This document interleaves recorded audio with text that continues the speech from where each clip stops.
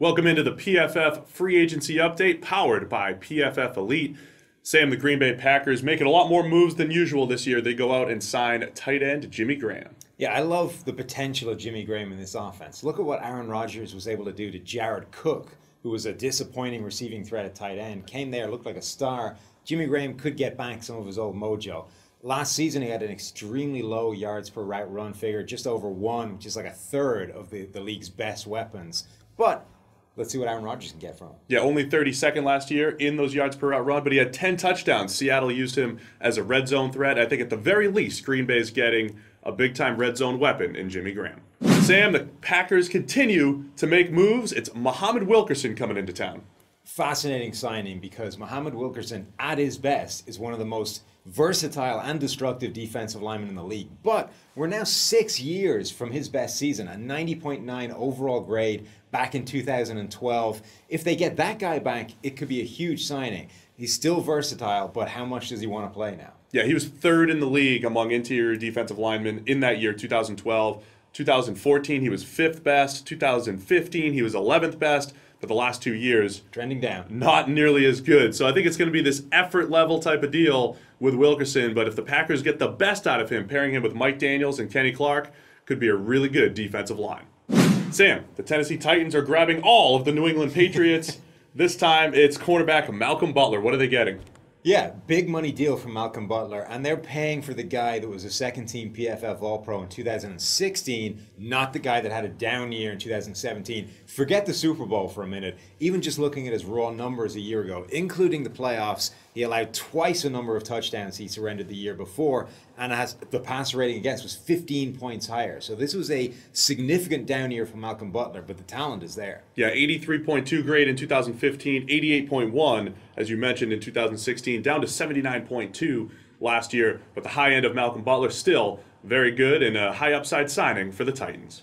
Sam, the Tennessee Titans go back to New England, and this time it's running back Dion Lewis moving south to Nashville. Yeah, the interesting story here is how is that backfield going to be divided? Derrick Henry was a workhorse back at Alabama. Dion Lewis has developed into an every down back with the Patriots. Last season, he led the league in PFF's elusive rating at 73.2, a metric that tries to distill what the running back does, not just what the blocking gives him. And in 2015, before he tore his ACL, he was breaking the scale at 165 in the elusive rating. This is a guy that can really make an impact. Yeah, Lewis has been outstanding when healthy, as you mentioned, pairing him with Derrick Henry, and even Marcus Mariota in that backfield will add some creativity to the run game. Also keep an eye on Lewis as a pass receiver. Excellent catching the ball out of the backfield for the Titans.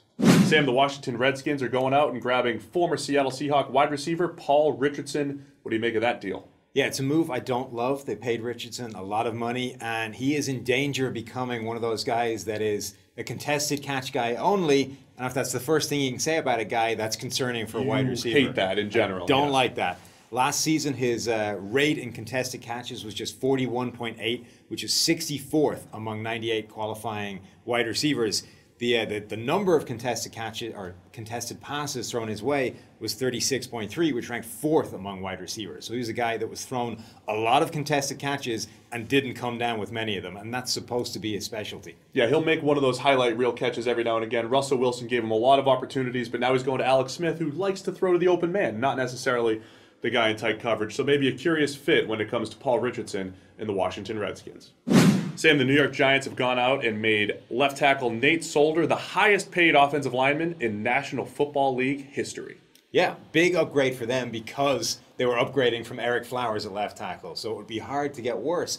But Nate Solder, coming off the worst season of his for a while now, allowed 51 total pressures last year, only 4 tackles in the entire league, allowed more throughout the regular season. A rough year for him in pass blocking, but a good season run blocking. It's going to be interesting to see where Nate Solder lands on the spectrum of his performances going forward. Yeah, I think you have to look at what else was available. Solder, by far the best tackle option on the free agent market.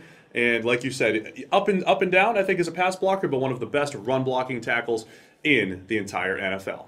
Sam, the New York Jets get a big long corner in Big Sky, Tremaine Johnson. One of the coolest nicknames in the entire National Football League goes to the Jets. Career highs last year, though, in yards allowed and yards per reception, but he gave up only 1 touchdown. He is a big, long corner, has the prototypical size that the NFL is looking for right now. Multiple schemes are chasing that kind of corner, and if you man him up on the outside and let him get aggressive, he has always made a lot of plays on the ball, a lot of pass breakups. Could be a big player in New York. Yeah, Jets really trying to get that length on the outside. His best seasons, 2015 and 2016. Low 80 grades, pretty solid, all a part of your PFF Edge or Elite package. Go and check it out. It's Tremaine Johnson to the Jets.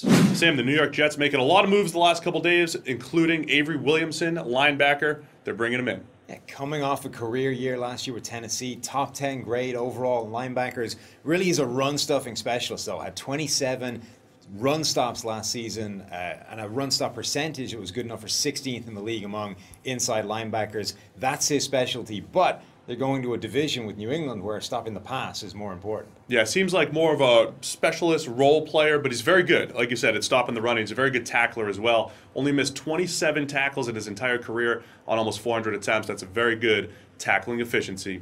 Avery Williamson going to the New York Jets.